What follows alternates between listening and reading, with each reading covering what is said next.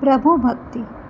प्रभु भक्ति का मूल यह है कि माया के बंधन से परे होकर उस पर ब्रह्म से नाता जोड़ें, अपना जीवन प्रभु भक्ति में लगा दें।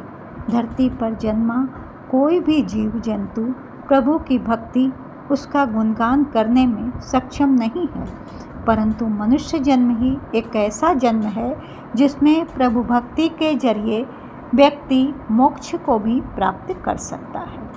प्रभु भक्ति मात्र प्रभु नाम जप से नहीं है, वरन जो कार्य प्रभु को पसंद हैं उन कार्यों के करने से भी है।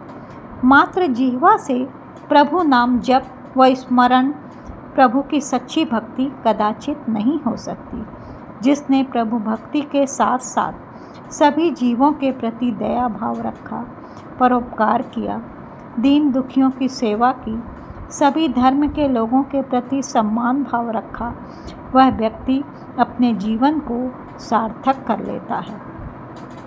प्रभु की भक्ति में जिसे आनंद आता है वही यह सब नेक कार्य कर सकता है। मुँह में राम बगल में छुरी रखने वाला, यानी मुँह से तो प्रभु की भक्ति करना, अपने को प्रभु भक्त कहना, और जब मौका मिला अपने हित के लिए, अपने स्वार्थ के निमित्त किसी का अनिष्ट करने में तनिक भी विलंब न करना।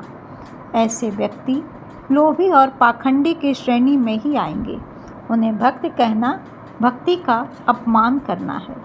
जैसे जैसे व्यक्ति प्रभु के निकट जाता है, उनसे प्रीति करता है और उसके प्रति उसकी भक्ति प्रगाढ़ होती जाती है, वैसे वैसे उसके हृदय रूपी दर्पण पर जमी धूल मिटती जाती है और उसे प्रभु का साक्षात्कार भी होने लगता है।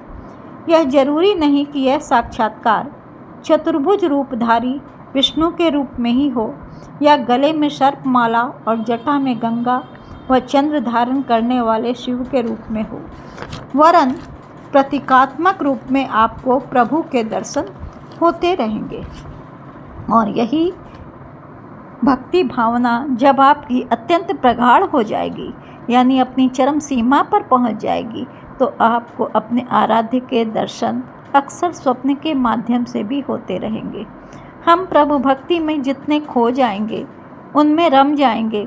विश्वास मानिए, प्रभु भी हर पल एक अदृश्य शक्ति के रूप में आपके संग रहेंगे। उन्हें भी नेक एवं सज्जन पुरुष का साथ बहुत अच्छा लगता है। वे भी अपने प्रेमी भक्त की पुकार पर श्री कृष्ण की तरह नंगे पैर ही सुदामा रूपी भक्त से मिलने चले आते हैं। इस संबंध में मैं आप लोगों को एक सच्ची घटना बतला रही हूँ। एक व्यक्ति था, उसके कोई संतान नहीं थी, परंतु वह इस बात से कभी दुखी नहीं होता था। वह घर में लड्डू गोपाल को रखता था और उसे अपने पुत्र की ही भांति प्यार करता था। कई लोग उसे कहते थे कि तुम्हारी इतनी उम्र हो गई है, वृद्धावस्था आ गई है, अगर संतान नहीं है तो अब किसी बच्चे को गोद ले लो ताकि वो तुम्हारा क्रियाकर्म तो कर सके। तो वह बड़ी विनम्रता पूर्वक कहता था कि संतान नहीं क्यों है ना यह लड्डू गोपाल, जो माता यशोदा और देवकी का दुलारा था, आज भी जिसे कितने ही भक्तजन पुत्र की भांति स्नेह और प्यार से रखते हैं। वह व्यक्ति जब सुबह उठता तो नहा धोकर लड्डू गोपाल को भी नहलाता, भोजन का भोग लगाता और फिर उस भोजन को आसपास के बच्चों को प्रसाद स्वरूप बांटता और फिर खुद ग्रहण करता था। रात में भी जब स्वयं आता तो अपनी सारी परेशानियां और खुशी उससे साझा करता और उसे भी खिला पिलाकर शयन करा देता। एक बार वह नौकरी के कार्यवश कार्यालय से बाहर भेजा गया, दूसरे जगह भेजा गया। वहाँ उसको लगभग 6 माह हेतु बाहर भेजा गया था।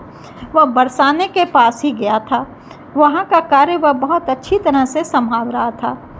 अचानक एक दिन बारिश में उसका पैर फिसल गया और वह सिर के बल गिर गया। खून नहीं बहा, परंतु शायद अंदरूनी चोट लग गई थी, जिसकी वजह से वहीं घटना स्थल पर उसकी मौत हो गई। तभी एक सांवले रंग का हट्टा कट्टा लड़का आया और उसने उसका दाह संस्कार आदि बड़े प्रेम पूर्वक किया। वह रो रहा था और क्रियाक्रम कर रहा था। जब वहाँ के लोगों ने पूछा कि तुम कौन हो, तो उसने कहा कि मैं इन्हीं का पुत्र हूँ, यहाँ पर इन्हीं को देखने आया था। और उसने उनका सारा क्रियाक्रम किया।